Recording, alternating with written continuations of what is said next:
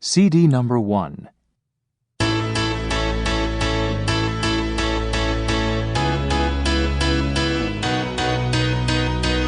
Active Skills for Reading, 3rd edition, Student Book 4, by Neil J. Anderson. Copyright 2014. Published by National Geographic Learning. All rights reserved.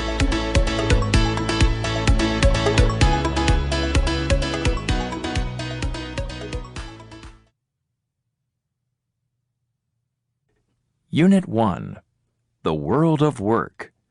Chapter 1, Not Your Typical 9-to-5 Job. Page 13. Not your typical 9-to-5 job. Many people dream of attaining a steady job with normal work hours and a reasonable commute, perhaps in a large cosmopolitan city. Others desire something else. Here are two people who knew from an early age that they didn't want a typical 9-to-5 job. With determination and tenacity, they managed to find work in areas that they are passionate about. Staffan Widstrand, wildlife photographer and nature conservationist. What did you want to be when you were growing up? As a child, I remember having it all figured out. I was going to be an ice hockey star during winter, a soccer star during summer, and a pop star during spring and autumn.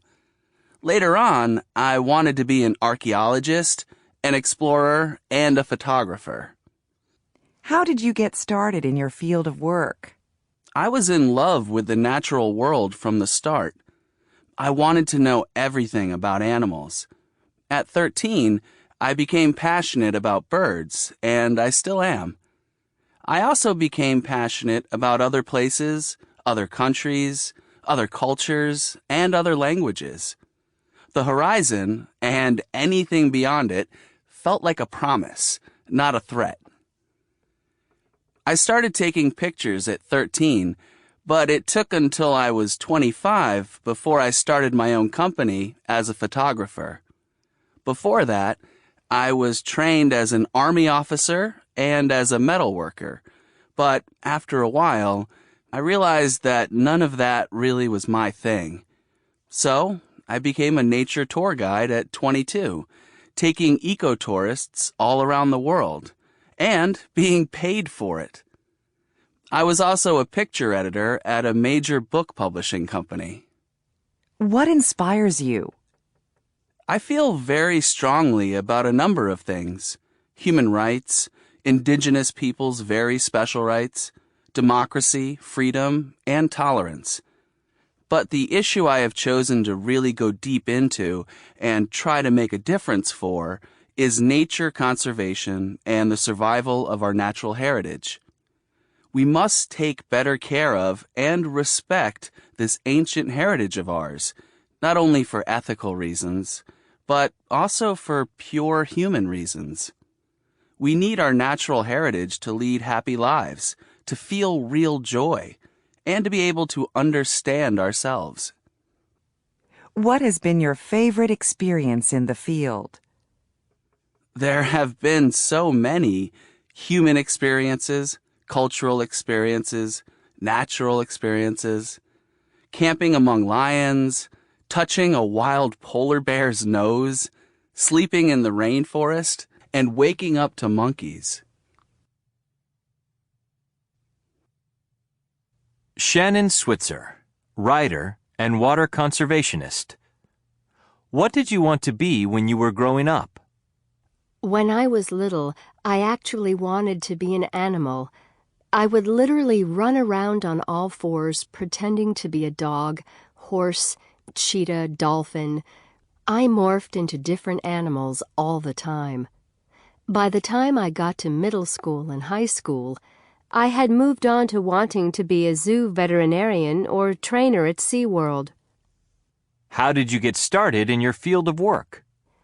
I've always loved the outdoors, the mountains and ocean alike, and growing up in San Diego allowed me to explore both of these diverse ecosystems. I doubled in environmental studies and biological sciences, which gave me ample opportunity to get out in the field. What inspires you? The ironic part about my dedication to conserving fresh water is my love for its salty cousin. Don't get me wrong, I love exploring rivers, lakes, and waterfalls, and I know that fresh water is our most precious and limited resource on Earth. That alone is enough reason to be dedicated to preserving it. However, the true driving force behind my obsession with keeping fresh water clean is my desire to keep the ocean clean. My belief that we should be able to enjoy spending time in our rivers, lakes, and oceans without worrying about it adversely affecting our health is what motivates me daily. What has been your favorite experience in the field? A moment that will always be frozen in time for me occurred when I was photographing whale sharks. I had been following a shark who suddenly disappeared down to the depths. I brought my head up out of the water to determine where the rest of my small team had gone. When I put my head back in the water, I discovered another whale shark directly beneath me. We swam together for nearly 20 minutes. Fortunately, he was headed in the direction of my team.